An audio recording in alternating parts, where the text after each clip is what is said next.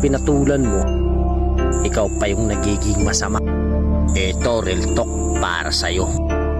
Kalmado. Kapag ramdam mong ayaw nila sa'yo, umiwas ka agad.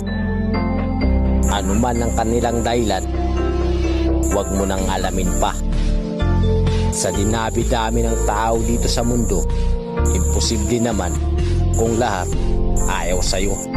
Doon ka sa mga taong tanggap at importante ka sa kabila ng iyong katayuan at mga kahinaan mo sa buhay.